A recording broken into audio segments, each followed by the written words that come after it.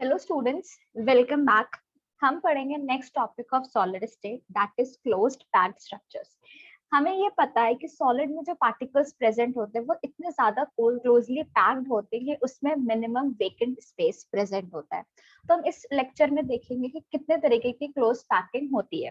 तो पहला जो हम कंसिडर करेंगे that is your closed packing in one dimensional. ठीक है, वन डायमेंशन में अगर आप क्लोज पैकिंग होगी तो आपका इस तरह एरो लाइक मतलब इस तरह रो लाइक एक अरेंजमेंट होता है जिसमें सारे स्फीयर्स एक दूसरे को टच करते रहते हैं। ठीक है, ये आपका one dimensional close packed structure है। इसमें अगर आप कोऑर्डिनेशन नंबर की बात कीजिए तो कोऑर्डिनेशन नंबर आपका वन डायमेंशनल क्लोज पैकिंग में 2 होता है। What is coordination number? Coordination number means the number of nearest neighbour atoms, ठीक है, या पार्टिकल्स नेबर टू इट। जैसे फॉर एग्जांपल अगर हम इस वाले स्फीयर की बात कर ले, ठीक है, तो इसके नियरेस्ट कौन कौन से नेबर है? एक ये और एक ये। इसलिए जो आपका one dimensional close packed structures होता है उसका जो कोऑर्डिनेशन नंबर होता है वो होता है 2। नेक्स्ट जो हमें देखना है कि 2 डायमेंशंस में अगर हम देखें तो क्लोज पैकिंग कैसे होगी। तो 2 डायमेंशंस में आपकी क्लोज पैकिंग 2 टाइप्स की होती है। ठीक है, पहला अगर आप देखें तो पहला आपका ये ए टाइप का अरेंजमेंट होता है। इसमें आपकी जितनी भी रोज है, ठीक है, ये वन डायमेंशनल रोज को या बार बार जब एक के ऊपर एक के ऊपर एक के ऊपर प्लेस करेंगे तो आपका 2 dimension close packed structures create होता है। अब ये अगर हम एक एक रो की बात कर ले तो आपको देखिए ये जो ये लास्ट ये वाला रो है, ये वाला रो है, या ये वाला रो, ये सारे एक टाइप के रो है। अगर this is named as A तो ये भी आपका एज इट इज सेम है, ये भी एज इट इज सेम है। ठीक है, तो आपके इसमें जितने भी आपके रोज हैं जो हॉरिजॉन्टली अलाइंड हैं, ठीक है, ये सब क्या है, ये एकदम हॉरिजॉन्टली और वर्टिकली एकदम सेम है। अगर आप इस तरह देख लें तो भी ये सेम है, इस तरह से देख लें तो भी ये सेम है। तो ऐसे टाइप इस तरह बोलो तो दिस, ठीक है, हॉरिजॉन्टली एंड वर्टिकली। तो ऐसे टाइप के अरेंजमेंट को हम कहते हैं this is a A type arrangement. कैसा? ए, ठीक है, ए टाइप ऑफ अरेंजमेंट। अब अगर हम इसमें कोऑर्डिनेशन स्फीयर की बात करें, सॉरी दिस इज अरेंजमेंट।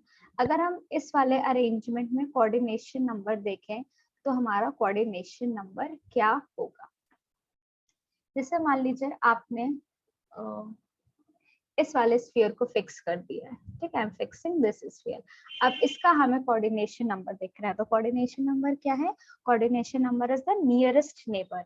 तो इसके सबसे पास ये है, फिर ये है, फिर ये है, फिर ये है। ठीक है, तो इसको अगर हम ज्वाइन करें तो ये कुछ इस तरीके से बनेगा। तो आपने देखा कि इसमें जो कोऑर्डिनेशन नंबर है, सीएन मतलब कोऑर्डिनेशन नंबर आपका क्या है? 4। ठीक है, और जब आपने इस 4 नेबरिंग पार्टिकल्स को ज्वाइन किया एक लाइन से तो आपको दिख रहा है कि यहाँ पे एक स्क्वायर बना। ठीक है, एक स्क्वायर बनता है, तो इसको आप स्क्वायर क्लोज पैकिंग भी कहते हैं। Square close packing in 2 dimensions. Okay, अब इसी में 2 डायमेंशन में नेक्स्ट देखते हैं। नेक्स्ट हमारा ये है, अगर आप इसमें देखें तो एक के ऊपर एक के ऊपर एक रो आपकी प्लेस्ड है। ठीक है, बट ये बहुत स्टैगर्ड वे में है। ठीक है, स्टैगर्ड मैनर में है कि देखिए जैसे कि अगर आप मान लीजिए इस वाले पूरे रो की बात कीजिए, ठीक है, ये वाली पूरी रो की अगर हम बात करेंगे तो इसका ये जो डिप्रेशन है, ठीक है, यहाँ पे आप सेकेंड रो जो आप प्लेस कर रहे हो उसका स्फीयर इसके डिप्रेशन के ऊपर आ रहा है। तो ये आपका कैसा अरेंजमेंट है? ये आपका स्टैगर्ड वे में है। ठीक है, दिस इज कॉल्ड स्टैगर्ड। कि आपके फर्स्ट लेयर जो फर्स्ट आपने रो पुट की उसके जो डिप्रेशन है उसमें जब आप सेकेंड रो ऐसे पुट कर रहे हैं कि जो उसका स्फीयर है उसके डिप्रेशन के जस्ट ऊपर लाई करे। ठीक है, तो ये आपका स्टैगर्ड मैनर है। और अगर आप रोज की बात करो तो देखिए आपकी रोज भी अलग है। दिस इज ए, ठीक है, ये फिर अगेन सिमिलरली ए की तरह हो गया। ठीक है, दिस इज बी। तो ऐसे अरेंजमेंट को हम कहते हैं ए बी टाइप अरेंजमेंट। आपको दिखाई पड़ा, पहली रो अगर ए है तो दूसरी बी है और दोनों डिफरेंट है इसलिए हम अलग अलग नाम दे रहे हैं। ठीक है, यहाँ पे आपके सारी रोज सेम थी, एक के ऊपर एक मतलब horizontally and vertically same aligned थी, इसलिए हम इसको ए कह रहे थे। बट यहाँ पे इसका और इसका अलाइनमेंट थोड़ा सा डिफरेंट है, इसलिए ऐसे अरेंजमेंट को हम कहते हैं A B type of arrangement. Coordination number की बात करें तो let's fix this. For example अगर हमने ये फिक्स कर लिया है, ठीक है, ये वाला स्फीयर हमने फिक्स कर लिया है, तो देखिए नेबरिंग ये है, ये है, ये है, ये है, ये वाला, ये वाला। Let's join this. ठीक है, तो आपने देखा कि इसका जो कोऑर्डिनेशन नंबर है, कोऑर्डिनेशन नंबर कितना है, कोऑर्डिनेशन नंबर 6 है। And since they are forming a hexagon, ठीक है, तो इसको आप कहते हैं हेक्सागोनल, इसको हम लोग हेक्सागोनल क्लोज पैकिंग भी कहते हैं, hexagonal close packing in 2 dimensions. ठीक है, अब जो हमें थर्ड पढ़ना है that is your close packing in 3 dimensional. ठीक है, तो आपकी क्लोज पैकिंग 3 डायमेंशनल आपकी भी 2 तरीके से होगी।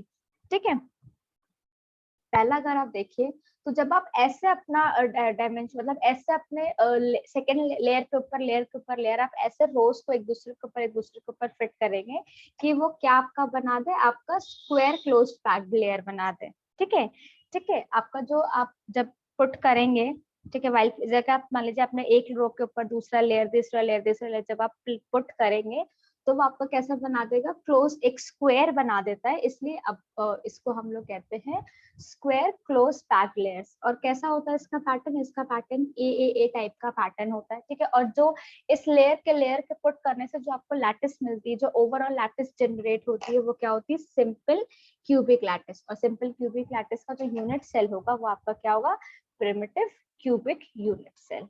ओके, दूसरा आपका होता है कि जब आप हेक्सागोनल क्लोज पैक स्ट्रक्चर्स बनता है, यानी कि आपकी ऐसे 3 डायमेंशनल क्लोज पैकिंग होगी कि जब आपका फॉर्म्स नहीं फ्रॉम है ये, सॉरी, ठीक है, फ्रॉम नहीं सही था, फॉर्म्स है। ठीक है, this is right, forms, it's forms. आप ऐसे एक के ऊपर एक के ऊपर एक के ऊपर लेयर आप पुट करते चले जाएंगे कि वो आपका एक हेक्सागोनल बनाएगा। ठीक, इसमें भी आपका 2 टाइप होता है।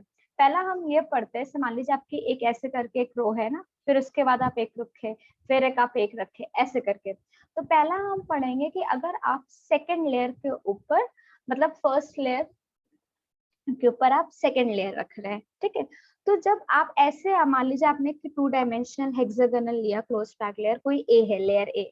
ठीक है, ये आपके ऐसे करके मान लीजिए ये लेयर ए है, इसके ऊपर आपने एक लेयर बी पुट की।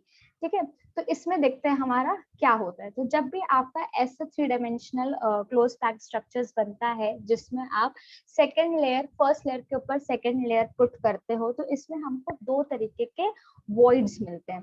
ठीक है, अब 2 वॉइड्स हमको मिलते हैं, एक मिलता है हमको टेट्रागोनल वॉइड, एक हमको मिलता है ऑक्टाहेड्रल वॉइड। ठीक है, अब समझते हैं कि what is tetrahedral void and what is octahedral void.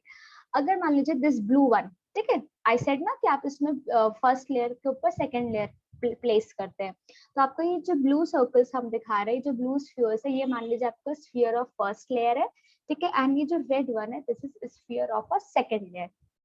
तो जब आप ऐसे ध्यान से देखिए कि आपके फर्स्ट ये, ठीक है, जब आपका ये फर्स्ट लेयर है, ठीक है, ब्लू वाला, ये जो फर्स्ट लेयर का ये वॉइड है। ठीक है, वॉइड मतलब एक तरीके का गैप। तो जब आपका आप फर्स्ट लेयर के वॉइड आप अपना सेकेंड फर्स्ट लेयर के ऊपर सेकेंड लेयर इस तरह पुट कर रहे हैं कि जो सेकेंड लेयर का स्फीयर होगा, दिस रेड वन, जो सेकेंड लेयर का स्फीयर है, वो फर्स्ट लेयर के वॉइड के जस्ट ऊपर प्लेस हो जाए। ठीक है, जस्ट ऊपर प्लेस हो जाए। तो ऐसे जो वॉइड्स फॉर्म होते हैं, ये जो वॉइड फॉर्म हो रहा है इस रीजन के कारण, बिकॉज ये स्फीयर ऐसे फ्लैट थी, यहाँ पे लैपटॉप मतलब इसमें तो आपको स्क्रीन पे आपके स्क्रीन पे आपको सर्कल दिख रहा है, but actually this is a sphere. Imagine it कि ये आपकी क्रिकेट वाली बॉल है, वैसी प्लास्टिक बॉल है। ठीक है, तो जब आप 3 स्फीयर के ऊपर एक स्फीयर रख रहे हैं, ठीक है, तो एक छोटा सा वॉइड क्रिएट होगा। तो वो जो वॉइड बनता है उस वॉइड को हम कहते हैं टेट्राहेड्रल वॉइड, टेट्राहेड्रल वॉइड। ठीक है, ये कब बनता है, ये आपका तब बनता है जब फर्स्ट लेयर के ऊपर आप सेकेंड लेयर की स्फीयर रख देते हैं, तो जो वॉइड जनरेट होता है, जो क्रिएट होता है, उसको हम कहते हैं टेट्राहेड्रल वॉइड। ठीक है, ओके। अब ऑक्टाहेड्रल वॉइड कैसे बनता है, अब मान लीजिए कि आपका ये फर्स्ट ब्लू वाला जो आपका फर्स्ट लेयर है उसका, ठीक है, ऐसे करके अगर मैं आपको ये दिखाऊं, ये मान लीजिए आपके ब्लू वाले लेयर का वॉइड था। ठीक है, आपका जो ब्लू वाला स्फीयर सब कनेक्टेड था एक दूसरे से, तो उसके लेयर में उसके उस फर्स्ट लेयर में एक वॉइड बन रहा था। अब उसी वॉइड के ऊपर जब आप सेकेंड लेयर का भी वॉइड प्लेस कर देगा, मान लीजिए सेकेंड लेयर का वॉइड हम ग्रीन कलर से दिखाएं तो ये, ठीक है, ये देखिए बहुत ध्यान से देखिए, ये green one is the layer void of second layer. ठीक है, तो जब आप फर्स्ट लेयर के वॉइड के ऊपर सेकेंड लेयर का वॉइड पुट कर देते हैं, तो ओवरऑल जो वॉइड आपको मिलेगा, जो स्पेस मिलती है, उसको हम कहते हैं ऑक्टाहेड्रल वॉइड। ठीक है, क्या कहते हैं इस वॉइड को, हम क्या कहेंगे, ऑक्टाहेड्रल वॉइड, ऑक्टाहेड्रल वॉइड। ठीक है, आप यहाँ पे ध्यान से देखिए, अगर हम ट्राइंगल देख रहे हैं, आपको दो ट्राइंगल बन रहा है, तो एक का जो एपेक्स है, इस वाले का एपेक्स अपवर्ड है, अपवर्ड, और इस वाले का एपेक्स डाउनवर्ड है। ठीक है, डाउनवर्ड।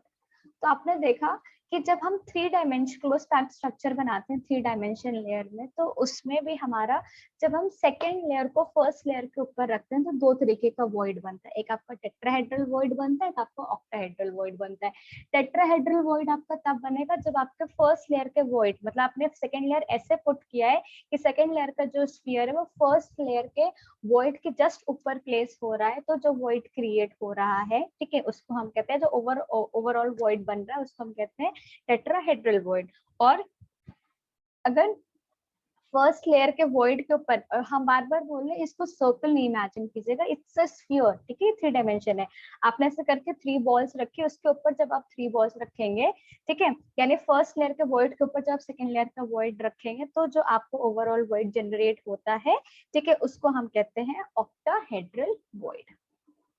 ठीक, अच्छा, अगर मान लीजिए आपका कोई स्ट्रक्चर दिया हुआ है, ठीक है, तो उसमें जितने number of close packed sphere होंगे, ठीक है, वहां से आप ऑक्टाहेड्रल और टेट्राहेड्रल वॉइड निकाल सकते हैं। आपका जो नंबर ऑफ ऑक्टाहेड्रल वॉइड होगा वो n के बराबर होगा, और आपका टेट्राहेड्रल वॉइड होगा वो 2n के बराबर होगा। फॉर एग्जाम्पल, अगर हम FCC स्ट्रक्चर की बात करें, ठीक है, हम पढ़ चुके हैं कि FCC में टोटल नंबर ऑफ एटम्स कितने होते हैं, इट्स 4।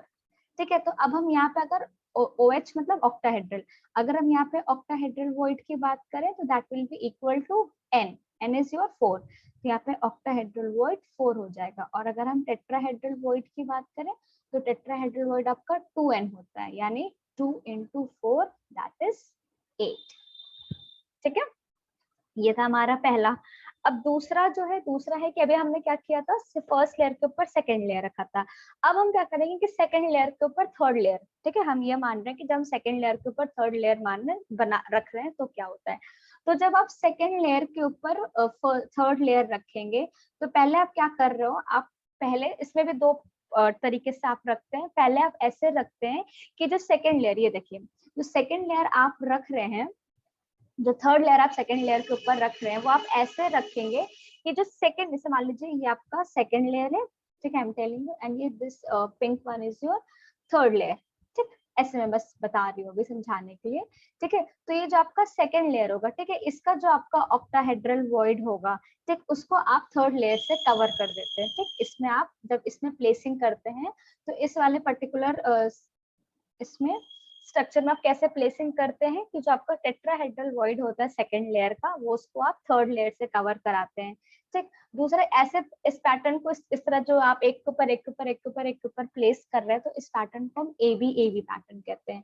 और इससे जो हमको स्ट्रक्चर मिलता है, हम उसको कहते हैं hexagonal closed packed structure, HCP structure. ठीक है, तो इस वाले जब हम इस तरह मतलब थर्ड लेयर को सेकंड लेयर के ऊपर प्लेस करेंगे, और वो भी किस तरह, जब आप टेट्राहेड्रल यानी सेकंड लेयर के टेट्राहेड्रल वॉइड को जब आप थर्ड लेयर से कवर करा रहे हैं, तो जो आपको स्ट्रक्चर मिलता है वो आपको कैसा मिलता है, HCP मिलता है। ठीक है, HCP। और कौन कौन से मेटल्स अगर हम बात करें ऐसे स्ट्रक्चर शो करते हैं, तो आप फॉर एग्जांपल लिख सकते हैं आपका मैग्नीशियम एंड जिंक।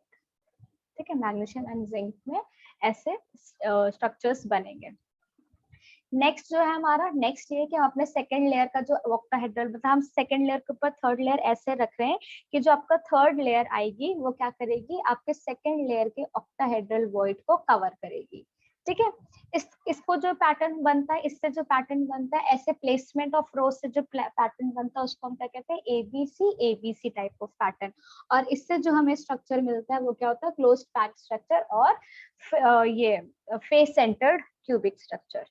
ठीक है। कौन कौन से मेटल्स आपके शो करेंगे, जैसे मान लीजिए आपका copper and silver, copper and silver आपका इस तरीके का शो करता है।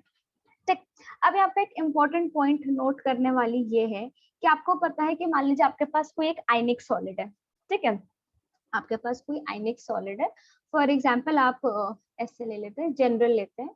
ठीक है, आपके पास कोई आयनिक सॉलिड है ए बी। ठीक है, तो इसका A is the cation and B is the anion. Okay, तो जब आयनिक सॉलिड्स की बात होती है तो आयनिक सॉलिड में आपको पता है केटायन क्या है, स्मॉल है। ठीक है, smaller in size, and anion क्या है आपका, लार्जर या bigger in size, larger in size. तो आयनिक सॉलिड्स में अगर हम देखें कि कौन सा आयन कौन सी प्लेस लेगा, तो जो आपके लार्जर एनायंस होते हैं, मतलब जो बिगर होते हैं, जिसका साइज बिगर होता है, जो यूजुअली आपके एनायंस होते हैं, वो क्या, वो आपका क्लोज्ड पैक्ड स्ट्रक्चर्स पे बनाएंगे, फॉर्म क्लोज पैक्ड स्ट्रक्चर। ये कहाँ प्रेजेंट होंगे, आपके क्लोज पैक्ड स्ट्रक्चर पे प्रेजेंट होंगे। ठीक है, या क्लोज पैक्ड स्ट्रक्चर्स बनाएंगे। और अगर हम स्मॉलर आयंस की बात करें, जैसे केटायन की बात करें, तो केटायन आपका क्या होता है, दे ऑक्युपाई योर वॉइड्स। ठीक है, ये आपके वॉइड्स को ऑक्युपाई करते हैं। और अगर हम आयंस में भी फर्दर डिविजन करें कि आपका जो आयंस है, ठीक है, दिस केटायन, केटायन की अगर हम बात करें तो एक केटायन आपका, अगर मान लीजिए कोई बिगर केटायन है, ठीक है, और एक कोई स्मॉलर केटायन है, तो अब बात आती है कि ये वॉइड तो है, पर हमारे पास दो टाइप के वॉइड है, तो ये किस में जाएगा। ठीक है, तो अगर आपका केटायन बिग है, बड़ा है, तो वो ऑक्टाहेड्रल वॉइड्स ऑक्युपाई करेगा। ठीक है, और आपका अगर मान लीजिए जो केटायन है वो स्मॉलर है, वो बहुत छोटा है, तो क्या करेगा वो, फिर वो टेट्राहेड्रल वॉइड कवर करेगा। ठीक है, तो ये था all about closed packed structures. कितने तरीके के क्लोज्ड पैक्ड स्ट्रक्चर्स होते हैं, ठीक है, उसमें 1 डायमेंशन में क्या होता है, 2 डायमेंशन में क्या होता है, 3 डायमेंशन में क्या होता है, उनके फर्दर डिविजन्स क्या होते हैं। लास्ट में हमने देखा कि अगर हमारे पास एक आयनिक सॉलिड होगा तो उसमें एनायन कहाँ प्रेजेंट होगा, एनायन आपका क्लोज पैक्ड एनायन आपका क्लोज पैक्ड स्ट्रक्चर बनाएगा। ठीक है, बिकॉज वो बड़ा होता है साइज में, केटायन आपका छोटा होता है साइज में, तो वो यूजुअली क्या प्रेफर करेगा, वो वॉइड्स में रहना प्रेफर करेगा। उसमें भी अगर मान लीजिए आपके पास 2 केटायन है, ठीक है, एक बड़ा है एक छोटा है, तो आप इसको क्या पोजीशन दोगे, तो आपने देखा कि जो बड़ा केटायन होगा वो ऑक्टाहेड्रल वॉइड में जाएगा, और जो छोटा केटायन होगा वो टेट्राहेड्रल वॉइड में जाएगा। ये था all about the closed packed structure. ठीक है, अब एक और टॉपिक की बात करते हैं, density of a unit cell. हम जो यूनिट सेल हम जिसकी हम बात किए थे पूरे इसमें कि what is unit cell, unit cell is the smallest repetitive unit, ठीक है, ऑफ क्रिस्टल लैटिस। तो उसका जो अगर हम डेंसिटी निकालें तो वो कैसे निकलेगा, तो वी नो डेंसिटी का फॉर्मूला क्या होता है, मास अपॉन वॉल्यूम। तो आपका डेंसिटी अगर आपको यूनिट सेल का निकालना है तो आपको मास ऑफ डेंसिटी को, मास ऑफ यूनिट सेल को वॉल्यूम ऑफ यूनिट सेल से डिवाइड करना पड़ेगा। मास हम कैसे निकालेंगे कि किसी एक पर्टिकुलर यूनिट सेल में, जैसे अगर आप मान लीजिए आप इस तरह एक आप सिंपल क्यूबिक स्ट्रक्चर ले रहे हैं, ठीक है, 1 2 3 4 5 6 7, हमें पता है इसमें कितने नंबर ऑफ एटम्स प्रेजेंट है, इसमें 1 है।